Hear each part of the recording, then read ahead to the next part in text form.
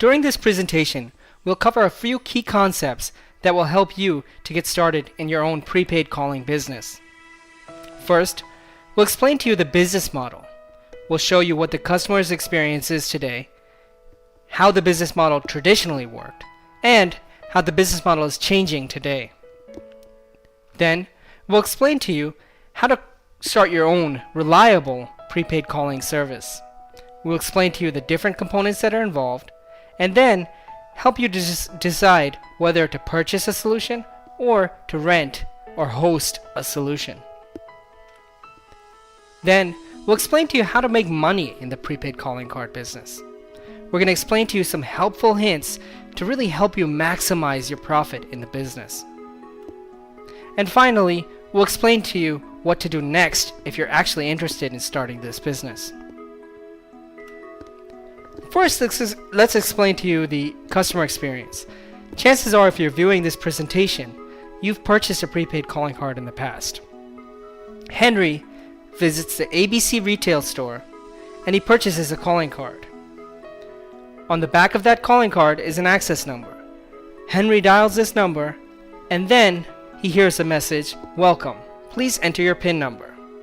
After hearing this message, Henry enters his PIN number and then he hears a message, "You have $10.00 remaining.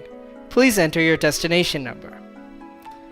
Henry dials his mother in the United Kingdom and then he hears a message, "You have 100 minutes remaining."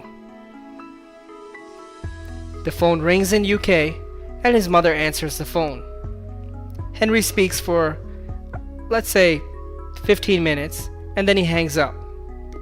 Now Henry tries to call again and he only has $8.50 remaining.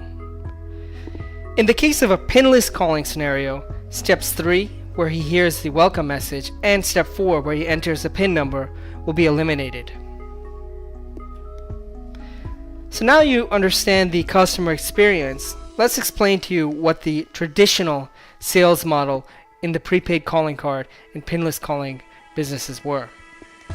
So traditionally you had a service provider, distributors, retail stores, and the internet, and end customers or the end users underneath them. So the service providers would sell to distributors, the distributors would sell to the retail stores, and the retail stores would sell to the calling card users. And the way the profit model would work was that the service provider would sell to the distributors at $3.75. This is a $5 face value card. The distributors would sell to the stores at $4, and the stores would sell to the customers at $5. Now anywhere in between here, the distributor or the retail store can choose to give a different price. For example, if the retail store wanted to sell for $4.50 and only make 50 cents profit, they have the option of doing that. Today the model has changed a little bit. The chart in front of you looks a little bit complicated, but it really helps to maximize the service provider's profit. So service providers now have an option of selling directly to the retail stores and being their own distributors. They can sell directly on their own internet site or through a different internet site. They can continue to sell through distributors to really push a lot of volume. Or to generate the most profit, they can really sell directly to customers. Now obviously the service provider's reach is less than a typical distributor would be, so the volume would be less if they're selling directly to their own customers. However, the profit margins would be much, much higher. And today the way service providers are doing it, they're really combining all of these different sales models, and they're selling directly to retail stores, selling through distributors, and selling directly to end users. So they're maximizing their profits, and even small service providers are able to generate enough profit to generate a good, fairly decent income. So we've explained to you how much the distributors are making, how much the retail stores are making, and how much the customers are purchasing the cards for. But how much does the service provider make? We haven't explained that yet. Well, the truth of the matter is printing a prepaid calling card is no different than printing cash. If you print a $5 calling card, you can go out there and sell it for $3.75 to a distributor or $5 to the end user. The truth of the matter is you actually don't have to provide the service to back that. So essentially you're printing cash. Now the profit for a service provider is determined by the service provider. So for example, if you're selling to a distributor and you say, I want to make a 10% profit on this face value, which on a $5 card, which is 50 cents, you'll decide that your cost for the card should not be more than $3.25. So you'll determine your rates and your fees and the expiration dates for that account so that you will not lose, it will not cost you more than $3.25 on that card. So the truth of the matter is you as a service provider determine the actual profit on each card. A typical service provider will aim to set his cost on a $5 calling card at $3.50. So that means if he's selling through the distributor, he's making 25 cents. Through the stores, he'll make 50 cents. And if he's selling directly to the customer, he'll be making $1.50. And let's say, for example, he wanted to sell it to the customer at a 10% discount, he'd still be making $1 because the customer would be paying $4.50 for that card. So as you can see again, with this new business model that's come to play today, the service providers are really maximizing their profit.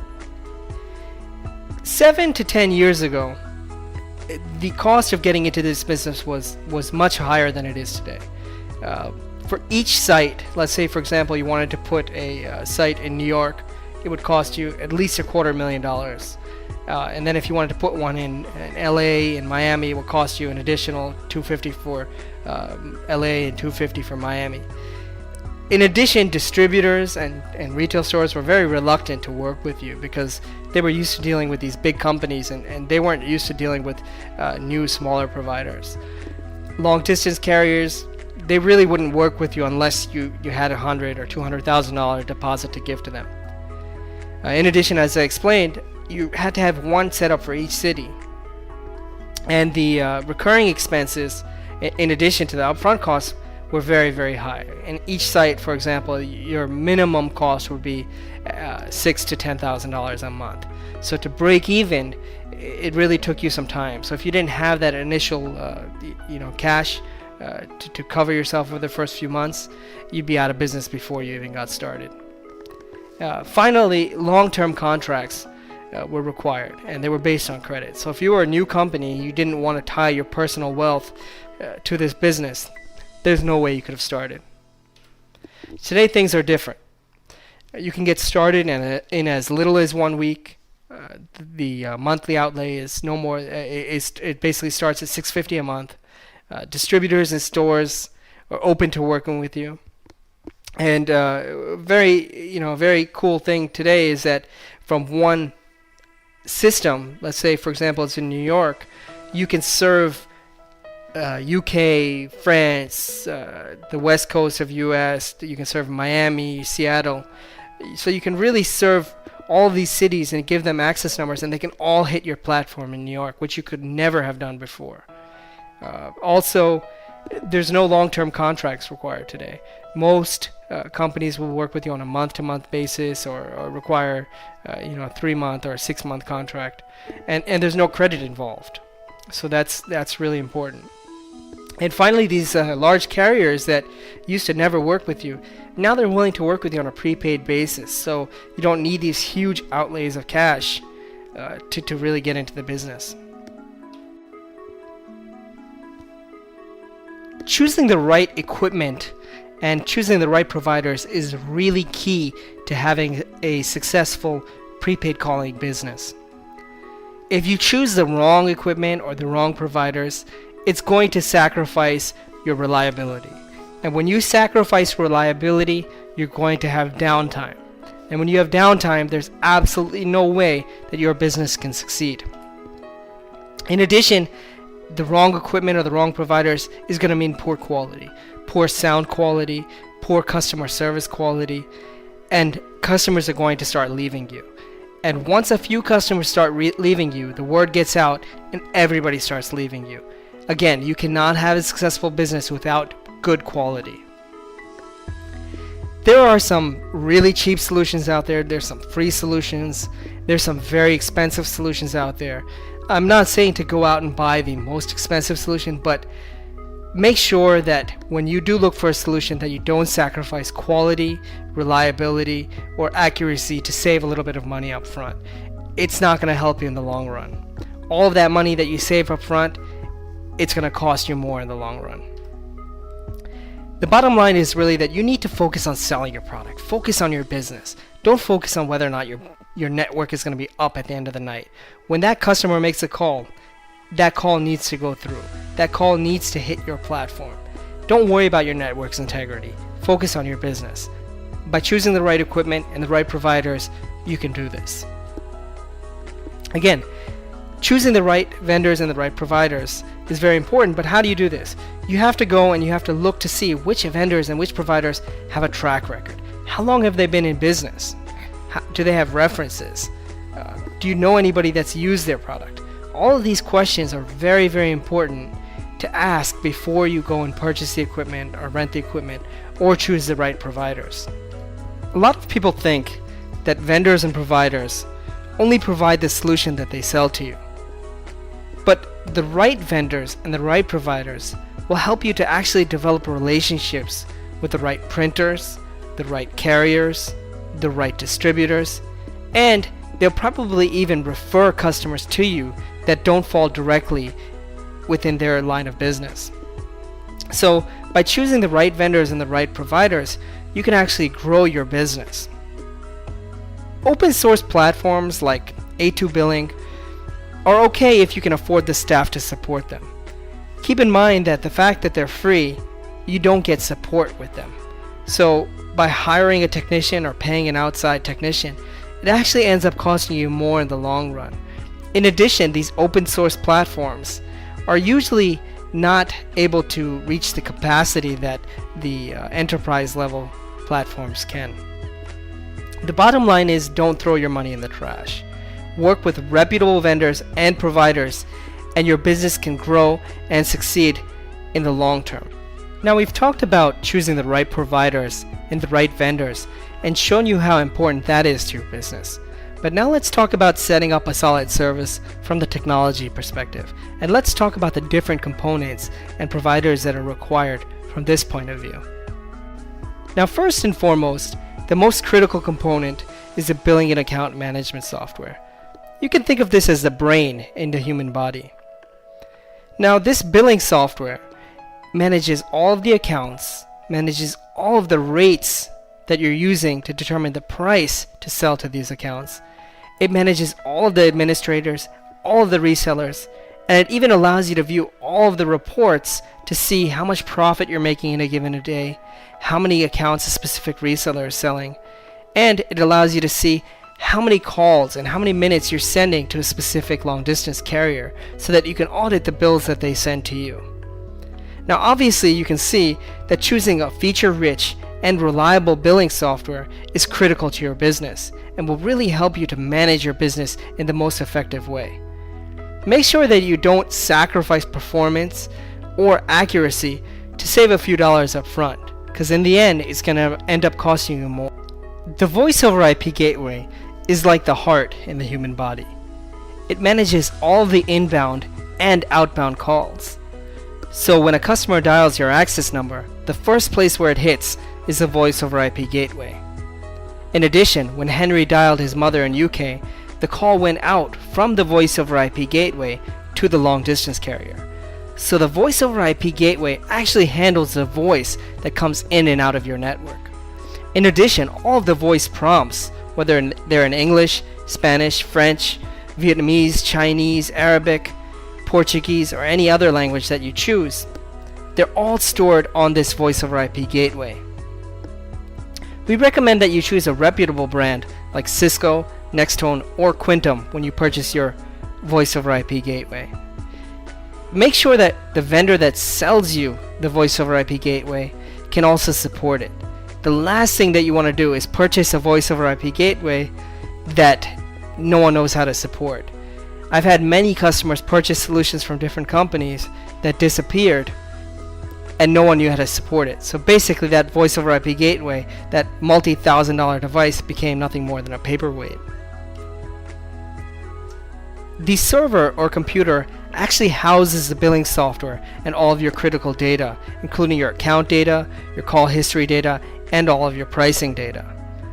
Make sure that you consult with your billing software provider to get the right specifications based on your requirements. Use a rack mount server and make sure not to use the desktop system that's used for home-based or home office-based systems. In addition, make sure that you have 2 hard drives in your system. The first hard drive will be the primary hard drive where all of your operations run off of, and the second one will be a backup hard drive, which we'll use to copy all of the primary data to the backup drive, just in case your hard drive fails and you don't want to lose your data. The network switch is another critical component in your network. Make sure that you purchase an enterprise level switch as opposed to a home-based or home office-based switch. The Linksys SR2024 is a great example of this switch. The network switch really allows all of your components in your network to communicate freely with each other. Power is also a very important consideration when you're developing your network.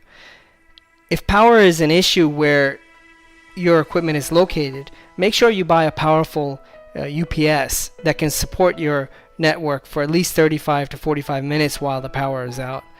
And if power is a major concern and goes out for many hours at a time, you'll probably want to consider a small generator so that you don't have to worry about the power grid. 2 other critical factors in setting up a solid prepaid calling service are your inbound and outbound phone carriers. Your inbound carrier is a company that provides you with access numbers and lines so your customers can access your system. Make sure to choose a reliable carrier and make sure to test their service before you move forward with them.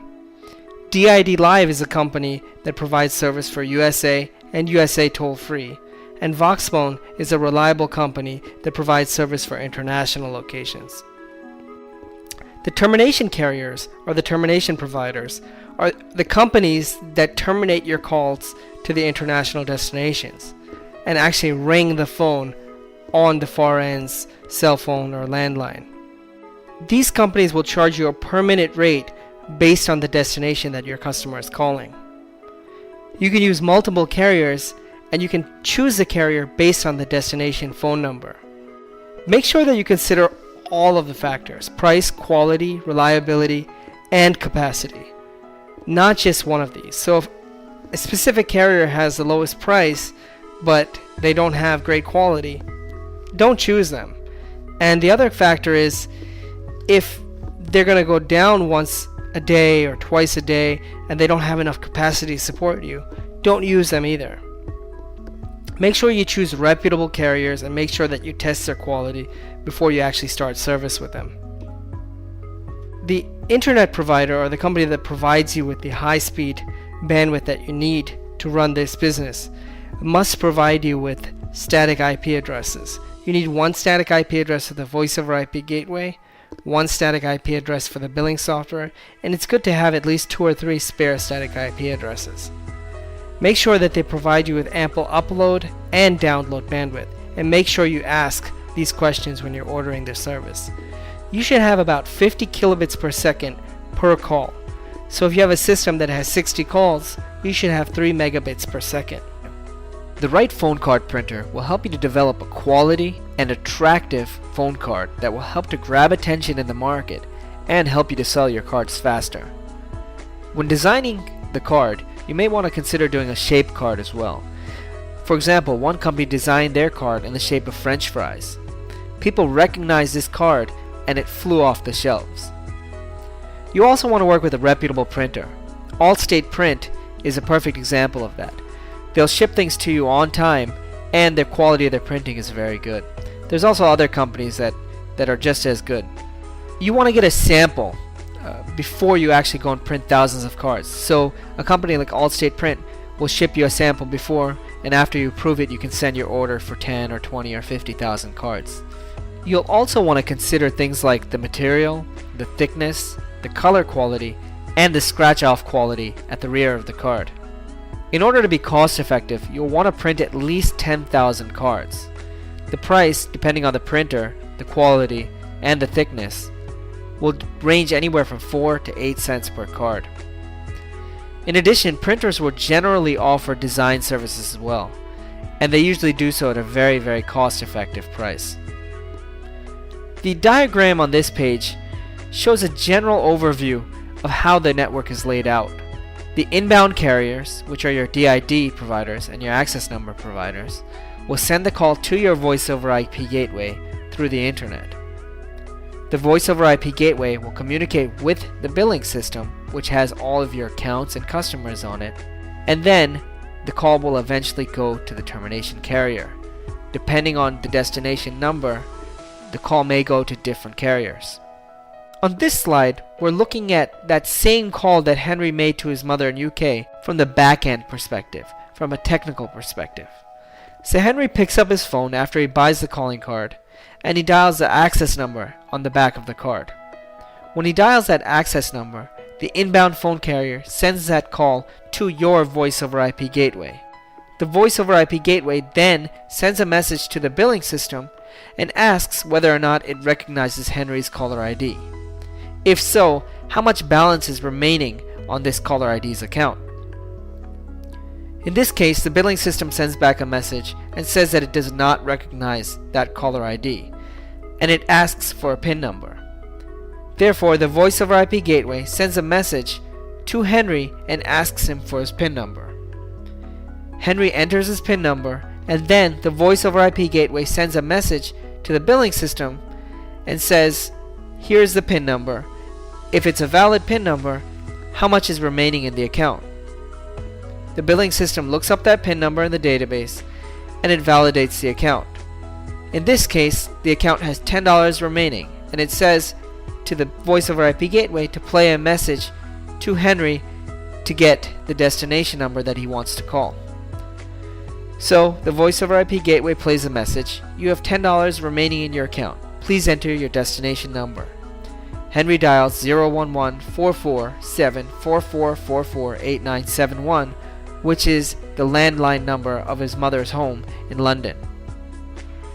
The voice over IP gateway sends a message to the billing system once again, sends it the destination number, and requests the number of minutes that Henry should be allowed to speak for. The billing system sends a message back to the voice over IP gateway and says Henry wants to call London, so for $10 at a rate of 10 cents per minute, Henry can speak for 100 minutes. The voice over IP gateway then connects the call through the termination carrier to Henry's mother in London. After the call is finished, the voice over IP gateway sends a message to the billing system and indicates how much time Henry spoke for. In this case, Henry spoke for 15 minutes, so it will deduct 15 minutes times 10 cents per minute, or $1.50 from his $10 balance. So now that we've discussed the system from a technical perspective and you understand how the whole system works, let's explain whether or not you should rent a solution or purchase and own a solution. Each of the two has its own advantages and disadvantages. When renting a solution, a hosting provider typically charges a small setup fee, anywhere from $1,000 to $3,000. A monthly fee is typically linked to your call capacity. So for example, if you want to handle 30 calls at the same time, you'll pay more than you would if you wanted to handle 15 calls at a time. There's no need to manage or maintain your own equipment when you have a hosted platform. The hosting company will do this for you. In addition, by going with the hosting company, it really limits the number of vendors that you have to pay, since so many of the services are coming from that hosting company. In addition, on a smaller scale, hosting money saves money overall. So from a monthly perspective, you'll actually probably save money than if you purchased it and kept it in your own place. For larger systems, since you have the option of putting them in co-location facilities and getting bandwidth at a cheaper rate, it can be more cost effective to purchase a solution in that case. When purchasing a platform, you have a much larger upfront investment. Minimum investment is typically about $10,000, and if you want to get a larger system, it will scale up from there. You have to manage and maintain your own network when you purchase a solution. Whether you're keeping it in a co-location facility or you're keeping it in your own office, you're responsible for that equipment and you have to maintain it if something goes down or if something's not working properly. In addition, you have to get your own internet provider and inbound and outbound carriers. In the hosted scenario, the hosting company provides that to you. You have your own equipment and you have access to it. In the hosting scenario, you don't have access to the equipment and you do not own it. Again, purchasing a platform is generally recommended for larger systems where you have at least 120 simultaneous calls. In the scenario where Verizon Fios, which is a new internet service that's come available to many homes and many offices around the country, if that's available to you in your location, that may be a serious consideration, even if you're going with a solution that's 15 or 30 calls. Now let's talk about making money in the prepaid calling card and pinless industries. We've listed some things here to consider when setting up this platform in reference to making money in the industry. First, make sure you look at your competitors. Analyze them by buying their products and really testing them out.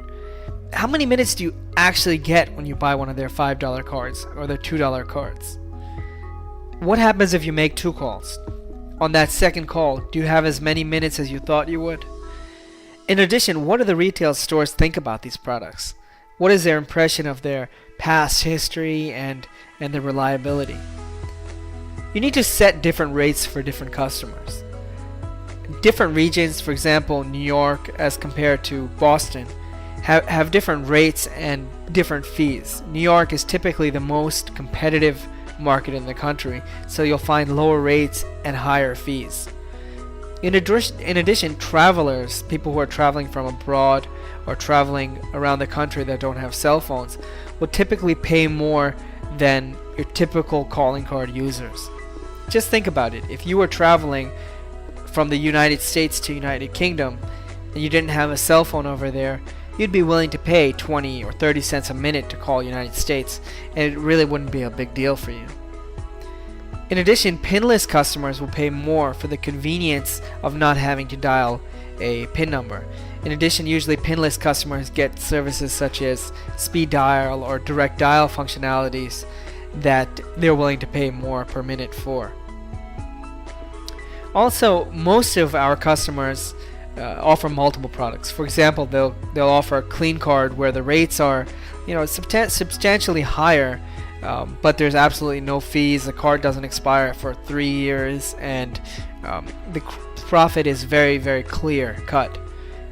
They'll offer another card called a standard card where the fees are, a little bit higher, the rates are a little bit lower, but overall the customer's getting a fairly decent product. And as many of you have probably seen, there's the dirty card as well. The dirty card has extremely low fees, which are actually below your cost, and the fees are astronomical. And if you make a second call, for example, the call won't go through.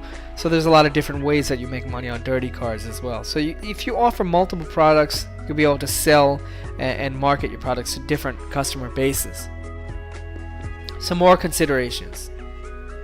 Charge more for uncommon destinations. For example, if you have a card that's called Hello Africa and you list all the different African countries on that poster, when a customer calls UK, because a lot of Africans do have family in UK or France, you can charge 5 cents for a destination that costs you 1.5 cents. And 5 cents is very reasonable for somebody who doesn't expect to be making a call to UK on that card. So instead of making a 10% profit, you'll make a 400% profit, or in some cases, a little bit less, 50 or 60% markup. Other ways that service providers can make money are through the cards that customers lose or do not use completely. For example, if a customer buys a $5 card and only uses $3, that additional $2 is your profit. Expired cards that are not used up are also profit for the service provider. In addition, many service providers take the calling card customers and they actually try to convert them to pinless customers. They'll have a marketing company call these customers up and try to convert them into a recharging pinless customer. Obviously, many calling card customers are not willing to make that change, but some of them are. And then that customer becomes a much more profitable customer for you. In addition, a lot of our customers sell additional products to their customers, such as money transfer services and other things that are linked. Finally, we need to say, is an important note, you really have to consider your expenses when you're determining how much money you're going to make and what rates to set. A lot of people get caught up in the competition and they forget that they have monthly recurring costs. So when you're setting your costs and when you're setting your expectations, make sure that you consider your monthly recurring costs. Make sure you consider your hosting charge, or your inbound carrier charge, or your calling card printing charge. Make sure you take these all into consideration, and make sure that you take your profit by calculating your revenue minus your expenses. Finally, when considering how to make money in the market, you need to look at fees. If you're coming out with a clean card, that's great for a certain segment of the market that's fed up with these dirty cards, but the dirty cards are still really ruling in this prepaid calling card market today. So the different fees that you're going to see out there, and different billing packages support different fees, are typically your connection fee, where it's charged every time a customer uses the account, a disconnect fee, which is, it basically reduces the number of minutes that a customer can speak, an activation fee, which is charged only the first time that a customer makes a call, a maintenance fee, which is charged to accounts based on a time schedule that you defined, disable fees on first call, which is an option that basically doesn't charge the customer a fee on the first call but hits them with huge fees on the second call. There's a concept called a time-based usage fee, which basically charges the customer a fee after a day or 2 days after they first use it. So basically they don't feel that fee as much the first couple times that they call. And there's also a value-based usage fee, which charges a customer after X amount of money on the account has been used. For example, if he buys a $5 card, it will only charge that fee after $3 is used up. Finally, there is a concept called expiration after first use, which expires the account, let's say 30 days after the customer first uses that card. And that basically will allow you to capture the unused balance on that account and profit from that. May be contacted in our offices in Australia or United States. Our address in the United States is located at number 3422 Old Capitol Trail, Suite 948, Wilmington, Delaware 19808, USA. Phone numbers 877-841-3512 and 518-533-5367. You may also contact us in Australia. We are located at level 32, 1 Market Street, Sydney, New South Wales 2000, Australia. Our phone numbers are 612-899-4117. Also on 612-801-44592. We are expecting your calls and look forward to seeing you in our offices soon. Thank you for listening.